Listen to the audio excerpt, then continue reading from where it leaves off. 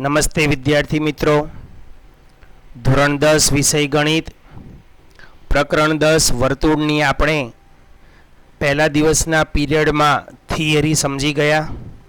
મિત્રો, આ પ્રકરણ ખૂબ જ ટૂંકું છે. આજે આ પ્રકરણનો છેલ્લો દિવસ રહેશે. સરકારની નવી ગાઈડલાઈન પ્રમાણે જે 70% કોર્સ રાખેલો છે તેની અંદર તમારે સ્વાધ્યાય 10.1 નથી. તેમ છતાં મિત્રો, મેં જે થિયરી તમને કરાવેલી છે તેને આધારે જે ટૂંકા પ્રશ્નો છે એ જ એમાં આવેલા છે 10.1ની અંદર.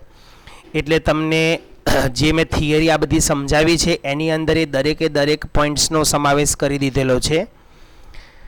તો આજે 10.2 લઈશું અને સ્વાધ્યાય 10.2નો પ્રશ્ન પહેલો, બીજો, ત્રીજો છે. ત્યારબાદ બીજા બે પ્રશ્ન 6 અને 7. બસ અહીંયા આપણું પ્રકરણ પૂરું થશે. આ પ્રકરણની અંદર પહેલાં બે પ્રમેય પણ આવતા હતા, 10.1 અને 10.2, પણ એ પણ હવે કેન્સલ કરી દેવામાં આવ્યા છે. તો આજે આપણે ફક્ત દાખલાઓની પ્રેક્ટિસ કરીશું અને આને લગતા દાખલા આંકડાકીય ફેરફારવાળા હોઈ શકે તો એની પ્રેક્ટિસ તમે અન્ય પાઠ્યપુસ્તક કે પ્રેક્ટિસ વર્કમાંથી વધારે કરી શકશો. બરાબર, હું પણ તમને થોડાક પ્રેક્ટિસ માટેના દાખલા પછી આપીશ. અત્યારે પહેલાં આપણે આનું રિપીટેશન કરી લઈએ. જે આપણી થિયરી છે, થિયરી આધારિત જે સૂત્રો લાગુ પડતા હોય તે. તો પહેલો પ્રશ્ન છે, બિંદુ ક્યુમાંથી દોરેલ વર્તુળના સ્પર્શકની લંબાઈ 24 સેમી છે અને વર્તુળના કેન્દ્રથી તેનું અંતર 25 સેમી હોય તો વર્તુળની ત્રિજ્યા ખાલી જગ્યા છે. અહીંયા જે આકૃતિ આપેલી છે એ આકૃતિ પ્રશ્ન 2ની છે. હું પ્રશ્ન 1ની આકૃતિ નીચે દોરું છું, ધ્યાન આપજો. મેં એક સાથે 3 વિકલ્પ લઈ લીધા છે. હું અહીંયા તમને એની ગણતરી નીચે બતાવું છું. આન્સર 1. બરાબર, તો ધ્યાન આપજો. સૌથી પહેલાં આપણે એક કાચી આકૃતિ દોરી દઈએ. કાચી આકૃતિ આપણી સમજ માટે હોય એટલે તમે આવી રીતે હાથથી પણ દોરી શકો. હવે બિંદુ ક્યુ, આ એનું કેન્દ્ર છે. સવાલને આપણે સમજી લઈએ. પહેલાં બિંદુ ક્યુમાંથી દોરેલા વર્તુળના સ્પર્શકની લંબાઈ 24 સેમી છે. બિંદુ ક્યુમાંથી દોરેલો સ્પર્શક એટલે ક્યુ તમારો બહાર હશે અને આ એક સ્પર્શક છે આવી રીતે. બરાબર, જે ક્યુમાંથી પસાર થાય છે અને એ વર્તુળને સ્પર્શક છે.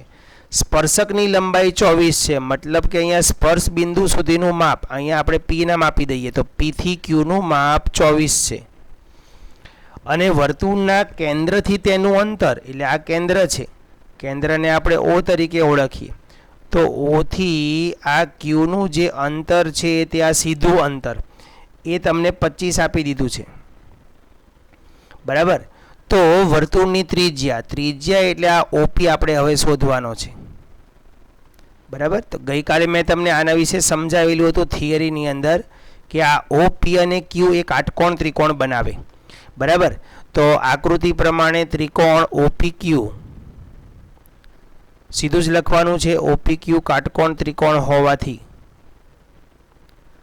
ઓપી ક્યુ કાટકોણ ત્રિકોણ હોવાથી હવે અહીંયા પાયથાગોરસનો પ્રમેય લાગુ પડશે. એમાં કર્ણ તમારો ઓક્યુ આવે છે એટલે OQ square is equal to OP square plus PQ square. બરાબર, માટે ઓક્યુ કેટલો છે 25, તો અહીંયા લખીશું 25નો વર્ગ. બરાબર, ઓપી આપણે શોધવાનો છે ત્રિજ્યા તરીકે છે એટલે સોરી અહીંયા આપણે ત્રિજ્યાને આર તરીકે પણ તમે લઈ શકો અથવા સીધો એમનામ ઓપી રાખશો તો પણ ચાલશે. ઓપી સ્ક્વેર પ્લસ પીક્યુ એટલે કે 24 છે તો 24નો વર્ગ. 25નો વર્ગ આવશે 625. બરાબર, ઓપી સ્ક્વેર અને 24નો વર્ગ આવે છે 576. 625માંથી 576 બાદ કરવાના છે is equal to OP square આવશે. 625 માંથી 576 જશે એટલે 49 is equal to OP square. માટે ઓપી ઇઝ ઇક્વલ ટુ 7 સેમી. અને ઓપી એ કોણ છે? ત્રિજ્યાનું માપ છે. તો માટે આર બરાબર 7 સેમી. તો માટે ત્રિજ્યાનું માપ તમારું કેટલું આવી ગયું? 7 સેમી. મોટો જવાબ નથી લખવાનો, વિકલ્પ છે એટલે. તો અહીંયા તમારો વિકલ્પ આવશે 7 સેમી વાળો. બરાબર. ત્યારબાદ આકૃતિ આપેલી છે, જુઓ. એમાં ટીપી, આ ટીપી એ સ્પર્શક છે અને ટીક્યુ એ બીજો સ્પર્શક છે. એ ઓ કેન્દ્રવાળા વર્તુળના ખૂણા POQ બરાબર, POQ એટલે કેન્દ્ર આગળ રચાતો ખૂણો 110 અંશ છે. એવા સ્પર્શકો છે કે જેથી તો ખૂણો PTQ શોધવાનો છે. PTQ મિત્રો મેં તમને સમજાવ્યું હતું ગઈકાલે એક થિયરીની અંદર. બરાબર. એક વખત ફરી વખત બતાવું છું તમને. અહીંયા જો આ કેન્દ્ર આગળ જે રચાતો ખૂણો હોય એનો પણ આ દ્વિભાજક બની જાય અને અહીંયા પણ એનો દ્વિભાજક બની જાય. OP એ AOB નો પણ દ્વિભાજક છે અને APB નો પણ દ્વિભાજક છે. જો મેં અહીં લખેલું છે OPA બરાબર OPB છે અને બીજું AOP અને BOP એ પણ બંને ખૂણા સરખા થાય એટલે આ દ્વિભાજક બની જાય છે. ક્લિયર? તો હવે અહીંયા એ જ પ્રમાણે હવે અહીંયા કેન્દ્ર છે, એક પ્રકારનો ચતુષ્કોણ છે. POQT ચતુષ્કોણ થવાનો. ચતુષ્કોણમાં અહીંયા ત્રિજ્યા અને સ્પર્શક સાથે કેટલા અંશનો ખૂણો બનવાનો છે? તો કે 90 અંશનો. તો આપણે ચતુષ્કોણના ચારે ખૂણાના માપના સરવાળા ઉપરથી પણ કામ કરી શકીએ. આ ખૂણો કેટલો આવવાનો છે? 90 અંશ. સ્પર્શક સાથે ત્રિજ્યાઓ 90 અંશનો ખૂણો બનાવે, લંબ હોય આપણે જોઈ ગયા. આ પણ 90 અંશ. આ 110. તો આ ખૂણો આપણે શોધવાનો છે. ચતુષ્કોણના ચારે ખૂણાના માપનો સરવાળો 360 ઉપરથી પણ તમે દાખલાને ગણી શકશો. તો આન્સર નંબર 2 કેવી રીતે ગણવાનો છે તે બતાવું. તો પહેલા લખીએ આપણે એક વિધાન કે વર્તુળની ત્રિજ્યાઓ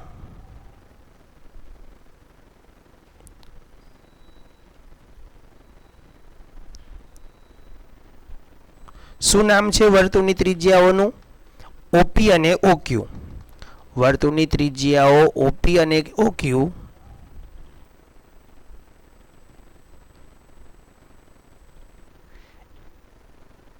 એ સ્પર્શકોને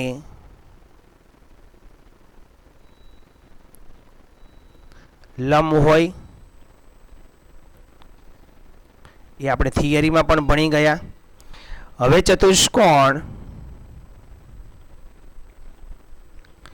ચતુષ્કોણનું નામ લખીએ આપણે OPTQ ગમે તે અથવા POQT.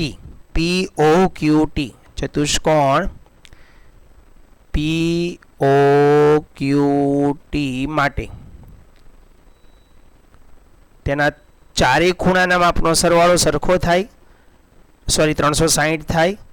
માટે ખૂણો P, ખૂણો O, ખૂણો Q અને ખૂણો T બરાબર 360 અંશ. P નું માપ આપણી પાસે 90 છે, O નું માપ 110 છે, Q નું માપ પાછું 90 છે અને T નું માપ મતલબ PTQ આપણે શોધવાનો છે બરાબર 360. તો આ થયા 90 ને 90 180 ને આ તો 290 થયા વત્તા ખૂણો PTQ બરાબર 360 અંશ. તો માટે ખૂણો PTQ બરાબર 360 માઇનસ 290 માટે ખૂણો PTQ બરાબર 70 અંશ. તો ખૂણા PTQ નું માપ છે તમારી પાસે 70 અંશ. તો PT અને Q શોધવાનો કીધો છે 70 અંશ. અથવા તમે એક કામ બીજું કરી શકો મિત્રો. જો અહીંયા આ સામસામેના ખૂણા 90 અને 90 એટલે પૂરક કોણ થાય, તો આ પણ સામસામેના ખૂણા પૂરક કોણ થાય. અહીંયા સંબંધ તમે ચોક્કસપણે ન કરી શકો, પણ પી અને ક્યુ પૂરક કોણ છે એ બંનેનો સરવાળો 180 થઈ જાય છે, તો પછી આ બંને પણ એકબીજાના પૂરક કોણ જ બની જવાના છે. અને આવી એક રચના પણ આપણે જોઈ હતી કે બહારના બિંદુ આગળ 60 અંશનો ખૂણો બનાવવાવાળી રચના. તો આ જો 60 અંશ થતો હોય અને આ બે 90 થતા હોય તો આ 120 અંશનો ખૂણો આપણે રચનામાં બનાવેલો છે. બરાબર, રચના જોઈ લેજો તમે, 60 અંશના ખૂણાવાળી રચના છે. તો એ રીતે પણ તમે કામ કરી શકો. ખાલી તમે ઓ અને ટીથી પણ કરી શકો. ઓ અને ટીનો સરવાળો 180 લઈને કામ કરી શકશો. પણ દર વખતે સામસામેના ખૂણા, એટલે કે આ તો આ આકૃતિ વર્તુળના સ્પર્શક તરીકે છે એટલે, પણ દરેક ચતુષ્કોણમાં સામસામેના ખૂણા પૂરક હોય એવું જરૂરી હોતું નથી. પણ અહીંયા આ વર્તુળના સ્પર્શકોની રચનામાં એવું બની શકે છે. પ્રશ્ન નંબર 3 જુઓ. ઓ કેન્દ્રવાળા વર્તુળને પી બિંદુ પી માંથી દોરેલા સ્પર્શકો પીએ અને પીબી વચ્ચે 80નો ખૂણો રચાતો હોય તો POA એટલે કેન્દ્ર આગળનો ખૂણો રચવાનો છે. જો આના જેવું સેમ થશે, જો એક રફ આકૃતિ બાજુમાં તમને બતાવી દઉં, આના જેવી જ રચના થશે. વર્તુળ છે, એક સ્પર્શક આમ આવશે, બીજો સ્પર્શક આમ આવશે. બરાબર, હવે આ જગ્યાએ ખૂણો 80 અંશ છે. આ બિંદુ P છે, આ જગ્યાએ A છે, આ જગ્યાએ B છે ને કેન્દ્ર અહીંયા O છે. તમારે AOB શોધવાનું, સોરી POA શોધવાનો છે. તો પહેલાં આ 80 છે તો આ કેટલો થાય? 100 થાય. અને હવે એને આમ દોરો તો આ એનો દ્વિભાજક બની ગયો, તો આ ખૂણાનું માપ આવશે 50 અંશ. તો પહેલાં આપણે કેન્દ્ર આગળનો ખૂણો તમે અહીંયા પૂરક કોણથી પણ શોધી શકશો. બરાબર, અથવા ત્રિકોણના ખૂણાના માપથી પણ શોધી શકશો. તો આપણે આગળ જઈએ. પહેલાં આને થોડુંક ખસેડી દઈએ નીચે.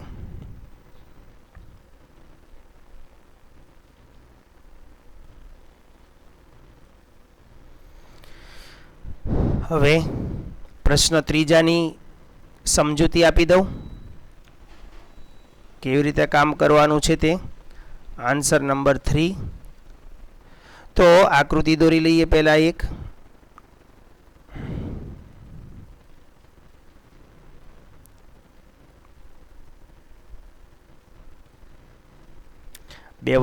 એક વર્તુળ છે અને તેના આપણે 2 સ્પર્શકો દોરી દઈએ.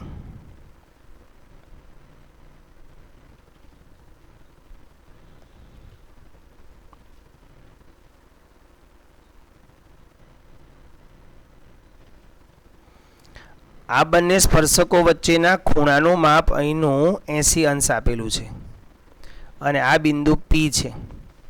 અહીંયા વર્તુળનું કેન્દ્ર બિંદુ O છે. આ જગ્યાનો સ્પર્શક A છે PA અને આ જગ્યાનો સ્પર્શક છે B PB. ઓકે, હવે તમારે શોધવાનો છે POA.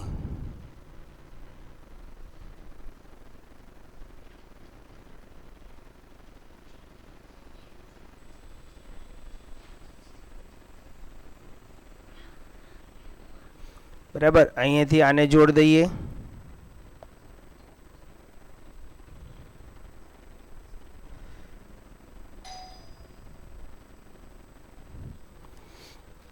આ ખૂણો આપણે શોધવાનો છે.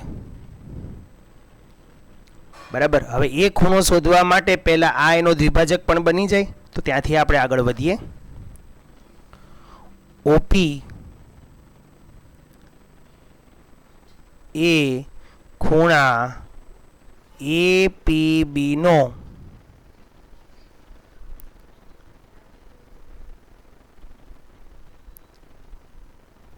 દ્વિભાજક થાય, માટે ખૂણા APO નું માપ એ આખા ખૂણા APB કરતા અડધું થશે. તો 1/2 અને એટલે આવશે એ 40 અંશ. કયો ખૂણો? AP અને O. જો APO 40 અંશ આવશે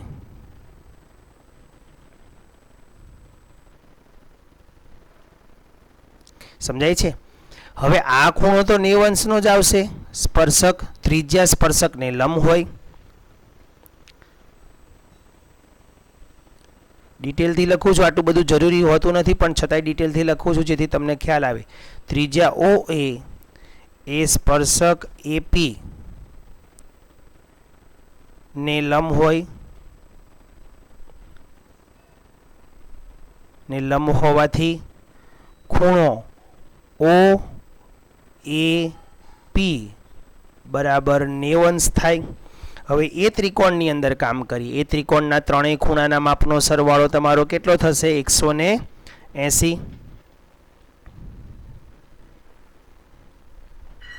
જો હવે OAP ત્રિકોણ લઈ લો. ત્રિકોણ OAP માટે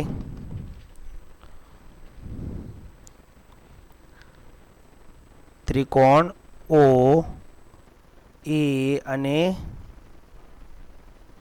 P માટે ખૂણો O વત્તા ખૂણો A વત્તા ખૂણો P બરાબર 180 અંશ. હવે O એટલે કયો ખૂણો? O એટલે કેન્દ્ર આગળનો, એ આપણે શોધવાનો છે. એટલે ખૂણો POA લખ્યું છે ને, એ લોકોએ O ને શું નામ આપ્યું છે અહીંયા રકમમાં? POA. O એટલે POA એટલે અડધો જ. ખૂણો POA વત્તા ખૂણો A. હવે ખૂણો A એટલે ઉપરનો 90 અંશ અને ખૂણો P એટલે હવે આખો ખૂણો P નહીં, જે અડધો થઈ ગયો તે 40 વાળો, એટલે આ 40 બરાબર 180. માટે ખૂણો POA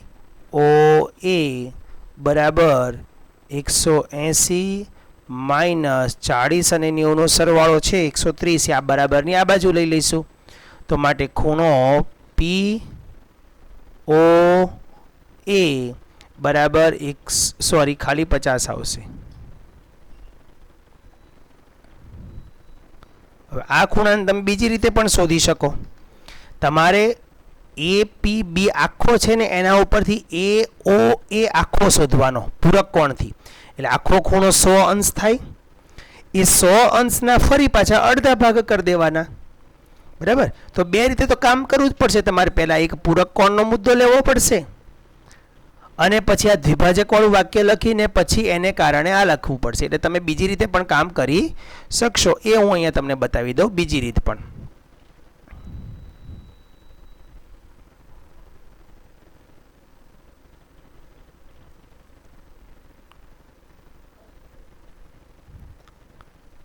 પહેલાં લખી દઈએ ખૂણો APB વત્તા ખૂણો, થોડો ઘાટો કલર કરી દઈએ આનો,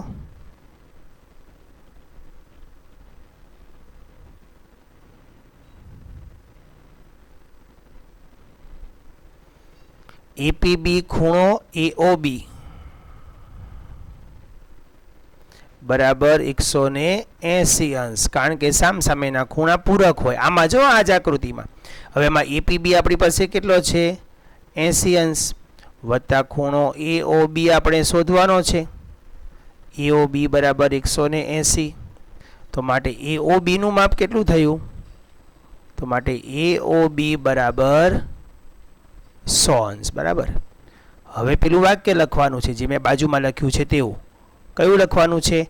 OPA ઉપર જે લખ્યું છે એ OPA ખૂણા AOB નો દ્વિભાજક હોવાથી દ્વિભાજક થાય એમ લખીએ. દ્વિભાજક થાય અને દ્વિભાજક થાય માટે ખૂણો AOP અડધું માપ થઈ જાય. 1/2 ખૂણો AOB કરતાં અડધું માપ થઈ જશે.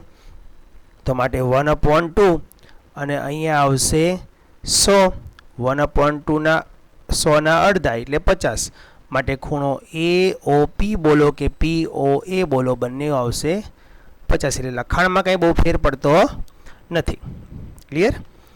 ત્યાર પછી પ્રશ્ન નંબર 6 છે વર્તુળના કેન્દ્રથી 5 સેમી અંતરે આવેલા બિંદુ એ થી દોરેલા સ્પર્શકની લંબાઈ જો 4 સેમી હોય તો વર્તુળની ત્રિજ્યા શોધો. મિત્રો આ દાખલો જાતે ગણવાનો આવશે તમારે. પહેલો જે પ્રશ્ન કર્યો ને એની જેમ આકૃતિ દોરી આપું છું.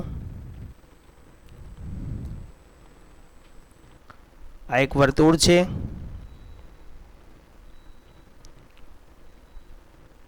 એનો સ્પર્શક છે એક.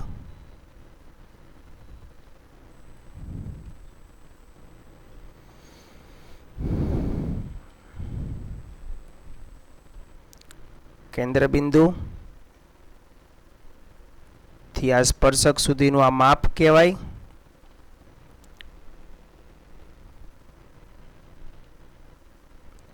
અને આ એની ત્રિજ્યા. બરાબર. તો આ રીતે આખી આકૃતિ બનશે. હવે વર્તુળનું કેન્દ્ર આપણે અહીંયા ઓ લઈ લઈએ. બહાર આવેલા બિંદુને આપણે અહીંયા પી નામ આપી દઈએ અને સ્પર્શક સાથેનો જે બિંદુ છે તેને આપણે એ નામ આપી દઈએ. અહીંયા હંમેશા 90 અંશ બનશે. બરાબર. હવે શું કહે છે? વર્તુળના કેન્દ્રથી 5 સેમી અંતરે આવેલ બિંદુ એ, સોરી અહીંયા એ નામ આપી દીધું છે એટલે અહીંયા બિંદુ એ લેવું પડશે. આ એ કાઢી નાખીએ, ત્યાં આપણે પી નામ આપી દઈએ અને અહીંયા એ છે બહારનું બિંદુ. એ કેટલા સેમી એ છે? 5 સેમી એ છે.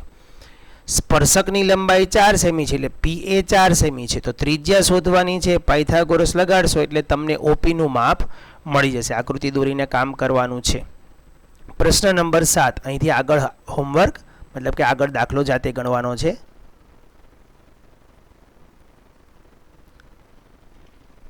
ગણતરી જાતે કરવી. ત્યાર પછી લઈ લઈએ પ્રશ્ન નંબર 7. બે સમકેન્દ્રી વર્તુળોની ત્રિજ્યાઓ. બે વર્તુળો દોરવાના છે સમકેન્દ્રી. સમકેન્દ્રી એટલે જો બતાવું તમને, એક વર્તુળ આવી રીતે મોટું દોરવાનું છે, બીજું વર્તુળ એની અંદર જ દોરવાનું પણ થોડુંક નાનું દોરવાનું, જેના કેન્દ્ર બધા એક સરખા રાખવાના છે. મતલબ એક જ કેન્દ્રમાંથી દોરેલું હોય એવી રીતે, એટલે સેન્ટર સરખું બનાવવું પડશે આવી રીતે. બરાબર. બંને વર્તુળના કેન્દ્રો અહીંયા છે. બંને વર્તુળના કેન્દ્ર આ જગ્યાએ છે.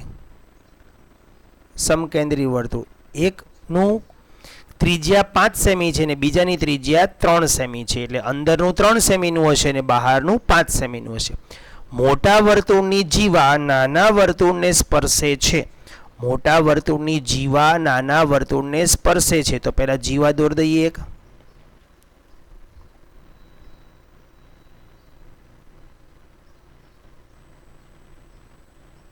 આ રીતે એક જીવા છે. મોટા વર્તુળની આ જીવા છે એ નાના વર્તુળને શું કરે છે? સ્પર્શે છે. તો તેની લંબાઈ શોધવાની છે. કોની લંબાઈ શોધવાની છે? જીવાની લંબાઈ શોધવાની છે. આ ઓ ને આપણે અહીંથી કાઢી લઈશું, કેન્દ્ર અહીંયા બનાવીશું અને ઓ ને ઉપર લખીશું. બરાબર. તો હવે આકૃતિમાં સમજાવું છું, ધ્યાન આપજો. આ એબી એ મોટા વર્તુળની જીવા છે, O5 ની જીવા છે. હવે આ જીવાથી આ સ્પર્શ બિંદુ છે. સ્પર્શ બિંદુ દાખલા તરીકે એમ છે. આવા દાખલા ધોરણ 9 ની અંદર આવી ગયા છે અને એને આની સાથે જોડ દો તો આ લંબ બને, 90 અંશ બનાવશે અને ઓ ને તમે બી સાથે જોડ દો, એ પણ લંબ. આ મોટી ત્રિજ્યા થઈ ગઈ. આ મોટી ત્રિજ્યા થઈ ગઈ. હું એને અલગ કલર આપું છું.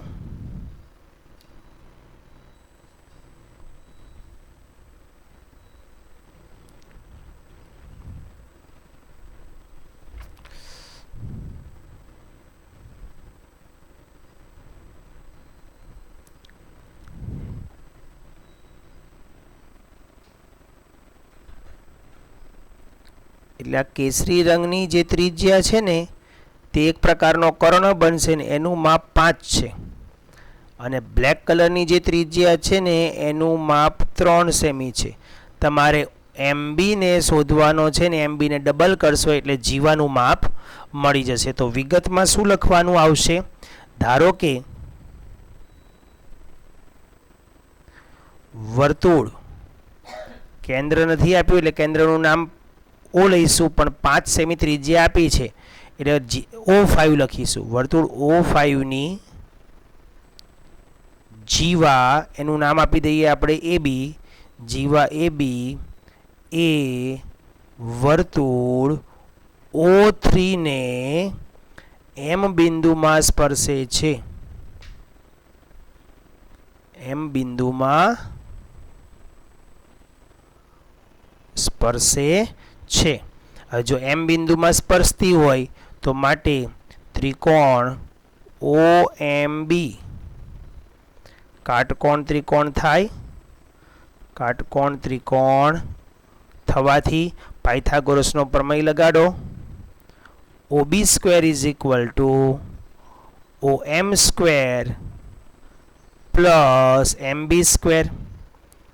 OB નો વર્ગ મતલબ 5 નો વર્ગ 25 આપેલો 25 છે. OM નો વર્ગ 3 તરી 9 વત્તા MB².